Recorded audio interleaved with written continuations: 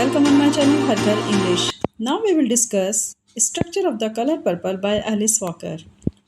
ये नॉवेल जिसका नाम है द कॉलर पर्पल, जिसको लिखने वाले हैं एलिस वॉकर, इन्होंने इसकी संरचना को किस तरह से बनाया है नॉवेल की, इसी के ऊपर आपको कमेंट देना है। मोस्ट इम्पॉर्टेंट क्वेश्चन है, प्रीवियस ईयर्स के क्वेश्चन पेपर में ये आपको मिलेगा, क्योंकि प्रीवियस ईयर्स के कई क्वेश्चन पेपर में लास्ट ईयर जितने भी हुए हैं उनमें ज़्यादातर ये क्वेश्चन देखने को मिला है। इसलिए यहाँ पर आज हम डिस्कशन करने वाले हैं क्वेश्चन नंबर 2 का। Comment upon the structure of the novel the Color Purple by Alice Walker. Understood? चलिए स्टार्ट करते हैं।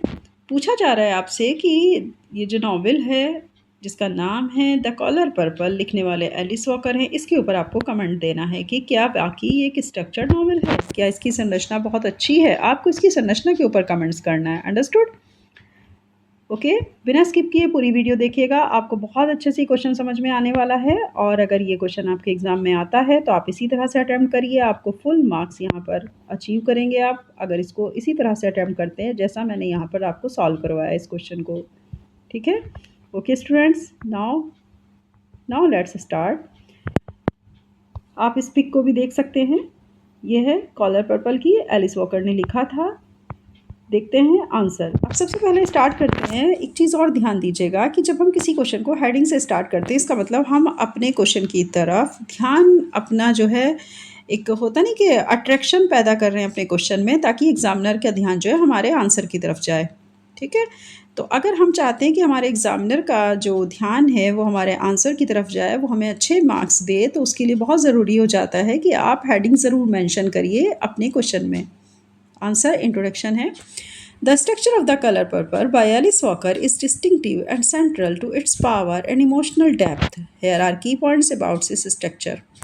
यहाँ आपसे बोला जा रहा है कि ये जो नॉवेल है जिसका नाम है कॉलर पर्पल, जिसको लिखने वाले एलिस वॉकर हैं, अगर हम इनके मतलब जो है distinctive and central to its power and emotional depth, अगर हम देखें तो इनके केंद्र बिंदु में, यानी इस नॉवेल का जो केंद्र बिंदु वो क्या है, पूरी तरीके से शक्ति पावर के ऊपर है, और इमोशनल डेप्थ और भावनात्मक गहराई के ऊपर हम इसको देख सकते हैं कि हमारा जो ये नॉवेल है ये पूरी तरीके से क्या है, ये एक तो शक्ति को दर्शाता है और दूसरे दर्शा रहा है भावनात्मक इमोशनल की गहराई को, भावनात्मक गहराई को। अंडरस्टूड? यहाँ पर कुछ पॉइंट्स हैं जो कि स्ट्रक्चर्स के बारे में दिया हुआ है। फर्स्ट ऑफ ऑल है एपिस्टलरी फॉर्म। एपिस्टलरी फॉर्म का मतलब होता है जब हम किसी चीज़ को पत्र के माध्यम से समझाना चाहते हैं। तो हमारे नॉवल की शुरुआत, अगर आपने मेरी प्रीवियस वीडियो नहीं देखी है जिसमें मैंने summary of the Color Purple को अच्छी तरीके से एक्सप्लेन किया है, तो आप ज़रूर मेरी प्रीवियस वीडियो देखिए। जब तक आप समरी नहीं पढ़ेंगे तब तक ये क्वेश्चन आपको समझ में नहीं आने वाला है। तो पहले आप समरी पढ़िए, तब आपको ये क्वेश्चन अच्छे से समझ आएगा। The novel is primarily written as a series of letters, first from the protagonist Sally to God and later to her sister Nettie. सबसे पहले जब हम देखते हैं कि नॉवल की शुरुआत होती है तो लेटर्स की एक सीरीज़ को दिखाया गया है, यानी जो मुख्य पात्र हैं वो क्या है, वो हमारे पत्र ही हैं। स्टार्टिंग में उसको दिखाया गया है कि वो किस तरह से पत्रों को लिख रही है, यानी लेटर्स को लिख रही है।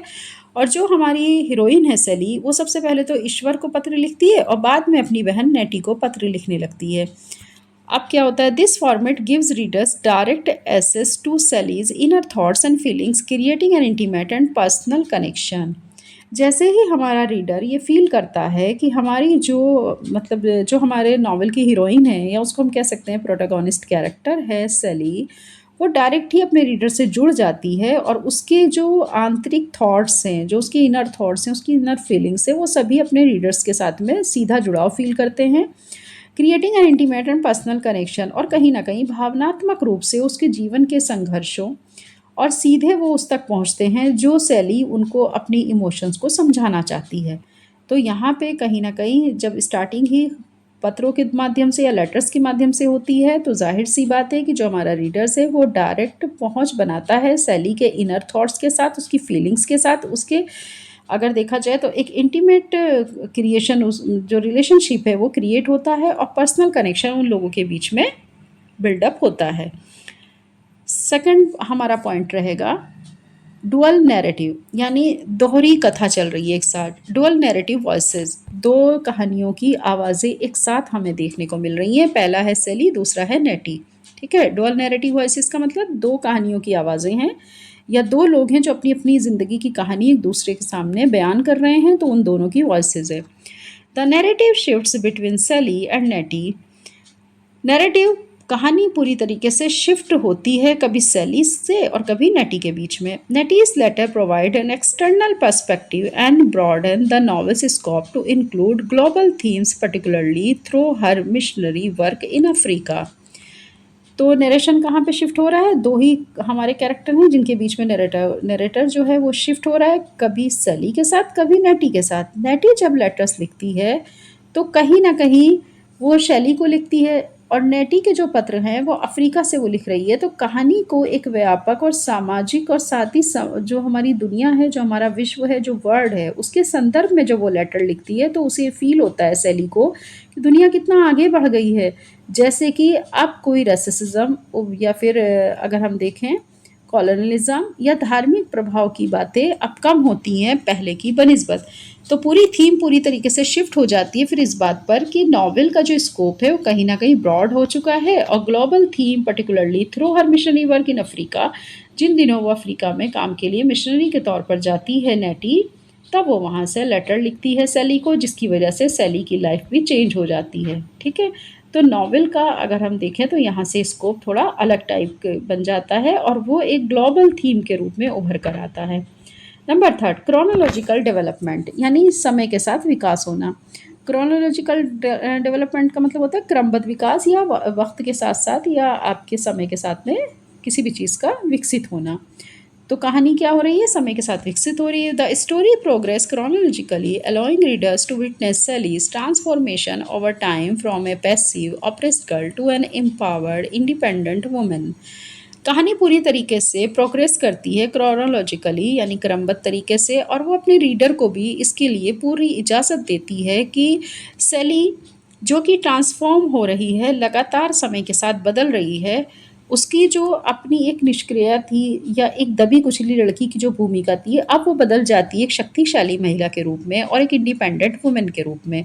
तो क्या हुआ कि कहानी समय के साथ साथ बदलती चली गई, जैसे जैसे वक्त गुजरा उसके ऊपर जैसे जैसे मुसीबतें आई वैसे वैसे वक्त गुजरता चला गया, टाइम पास होता गया और फिर उसी के साथ में वो एक स्ट्रॉन्ग वुमेन बन के उभर कर सामने आ रही है। तो यही कहलाएगा आपका chronological development. The story progresses chronologically allowing readers to witness Celie's transformation over time. मतलब समय के साथ साथ हम देख रहे हैं, जो हमारे रीडर हैं वो भी इस चीज़ को हम जो है हमारा जो नॉवलिस्ट है एलिस वॉकर, उसने अपने रीडर को ये अलाउ किया है कि वो सैली को ट्रांसफॉर्म होते हुए समय के साथ में देखे और उसकी निष्क्रियता को, उसकी जो उत्पीड़ित एक लड़की है उसकी किस तरीके से वो अपने को एम्पावर्ड करती है और एक इंडिपेंडेंट वूमेन में ट्रांसफॉर्म करती है। ये सारी चीज़ों को वो समय के साथ साथ या क्रमबद्ध तरीके से जाने। Number four, thematic structuring. मतलब बहुत अच्छा स्ट्रक्चर है, थीम के ऊपर बेस्ड है पूरा नॉवल। ऐसा नहीं है कि कुछ भी उठा के रख दिया गया, ऐसा नहीं है, बल्कि बहुत अच्छा थीमेटिक स्ट्रक्चर है, विषय आधारित स्ट्रक्चर है। The structure reinforces the novel's major themes: identity, spiritual growth, female solidarity, and the impact of colonialism and racism. Racism याद रखिएगा, कास्टिसिज्म को ही कहा जाता है, या जातिवाद, जैसे कि काला गोरा, बड़ी कास्ट छोटी कास्ट, ये सब रेसिज्म में आते हैं, या लिंग भेद, लड़का है लड़की है, उस टाइप से करके। चलिए देखते हैं। The structure enforces the novel major themes. इसका स्ट्रक्चर पूरी तरीके से फोकस करते हुए दिखाई देता है नॉवल की मेजर थीम के ऊपर, जिसमें है आइडेंटिटी, यानी सैली अपनी आइडेंटिटी पाती है, स्पिरिचुअल ग्रोथ पाती है, और एक फीमेल को किस तरह से दिखाया गया है कि वो अपनी खोज खुद ही करती है और अपने जो उसके डिसीज़न हैं उन्हें बहुत ही ठोस रूप में लेती है। And the impact of colonialism racism, जिसका प्रभाव देखने को मिला कॉलोनिज्म के ऊपर भी और रेसिज्म के ऊपर भी। Each letter reveals a layer of these themes through Celie's evolving voice understanding. हर पत्र ये प्रकट करता है, उसकी परतों को खोलता है, सैली क्या सोच रही है, उसकी क्या आवाज़ है, अब वो किस तरह से ट्रांसफॉर्म हो रही है और कितना वो समझने योग्य है।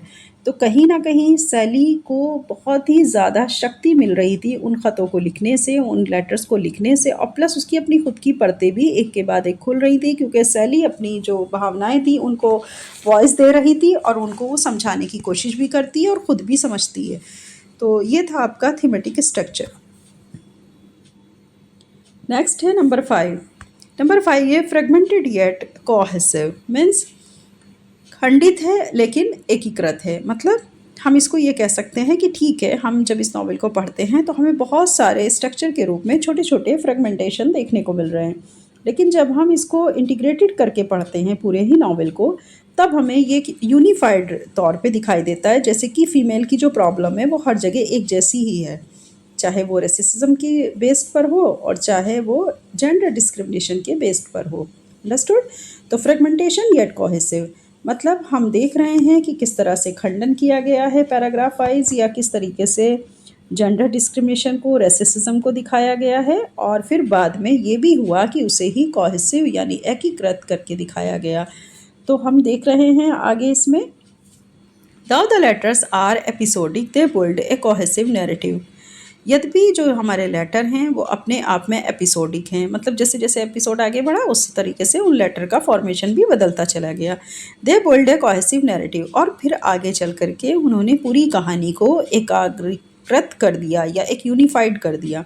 The gaps between letters leave space for reader interpretation and mirror the emotional and psychological fragmentation सेली एक्सपीरियंसेस।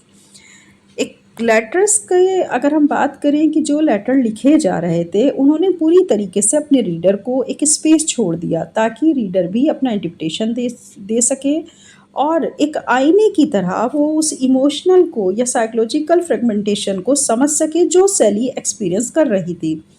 मतलब कहने का ये कि लेटर्स का लिखना, चाहे वो लेटर्स जो हैं सेली के थ्रू गॉड को लिखे जा रहे हों, चाहे वो लेटर नेटी के थ्रू किसको लिखे जा रहे थे, सेली यानी अपनी सिस्टर को लिखे जा रहे हों, तो उन लेटर के बीच में अगर हम देखें तो एक स्पेस छोड़ा गया अपने रीडर के लिए, ताकि जो हमारा रीडर है, जो पढ़ने वाला है उस नॉवल को, वो उस नॉवल का इंटरप्रिटेशन कर सके, एक मिरर तैयार कर सके, ताकि वो महसूस कर सके सेली के एक्सपीरियंसेस को, सेली के एक्सपीरियंस, उसके साइकोलॉजिकल फ्रेगमेंटेशन, उसके इमोशनल फीलिंग, ये सारी चीज़ें ही रीडर अच्छे से इंटरप्रिटेशन करके उसको समझ सके। इसलिए यहाँ पर fragmented yet cohesive word use किया गया कि ऐसे हमें पूरा नॉवल फ्रेगमेंटेशन में देखने को मिलता है, लेकिन लास्ट में जब थीम उभर के आती है तो लगता है कि वो हमारे पूरे समाज की समस्या है, हमारी सोसाइटी की प्रॉब्लम है, जिसका हल होना ही चाहिए। और उसमें फिर हमारा जो रीडर है वो अपने आप को कोहेसिव फील करता है, यानी कहीं ना कहीं जुड़ा हुआ और एकीकृत महसूस करता है। कंक्लूजन की बात करें, The novel celebrates resilience. The novel celebrates resilience, sisterhood and the power of self-discovery.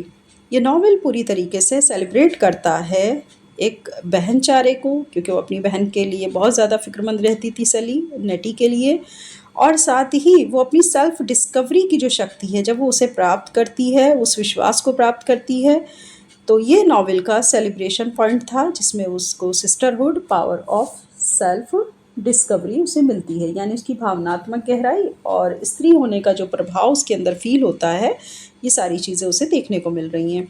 It shows that even in the face of severe adversity, love and inner strength can lead to liberation and happiness. अंततः ये दिखाता है कि last में वो अलग अलग तरह की विभिन्नताओं को, यानी विभिन्न प्रकार के चैलेंजेस को फेस करते हुए वो पाती है प्यार को, इनर स्ट्रेंथ को और लिबरेशन को, और साथ में खुशी को। इन सबको लीड करते हुए देखी जा सकती है हमारी सेली, जो हमारा कैरेक्टर है। तो वो क्या है, सेली लास्ट में ऐसा दिखाती है कि उसने अलग अलग तरह के चैलेंजेस को फेस किया है, लेकिन साथ ही उसके अंदर एक पावर थी जिसकी वजह से उसने ये सारी एडवर्सिटी सेवियर को चेंज किया, या सेवियर एडवर्सिटी जो उसके साथ हुई उन सबको वो संभालने में कैपेबल रही। उसके अंदर प्यार है, लव है, इनर स्ट्रेंथ है, आंतरिक शक्ति है, और लास्ट में उसको लीड करते हुए दिखाया जा रहा है लिबरेशन और हैप्पीनेस को। ओके, ये था conclusion of the Color Purple, written by Alice Walker. Understood? ये स्ट्रक्चर था इस क्वेश्चन का। इसको आप नोट्स बना लीजिए, बहुत अच्छे से पढ़ के और तैयारी करिए, अच्छे से लर्न कर लीजिए। और जैसा मैंने स्टार्टिंग में ही कहा कि जितना ज़्यादा आप हेडिंग मेंशन करेंगे उतने अच्छे आप मार्क्स अचीव करेंगे। और ज़्यादा से ज़्यादा चैनल को आप सब्सक्राइब करिए, शेयर करिए, और बच्चों तक भी जो कि सेल्फ स्टडी कर रहे हैं वो भी इस चैनल के थ्रू अपनी प्रिपरेशन को अच्छे से कर सकें। Okay, all the best. Next video में फिर मिलते हैं एक अच्छे नए क्वेश्चन के साथ। Okay, bye bye.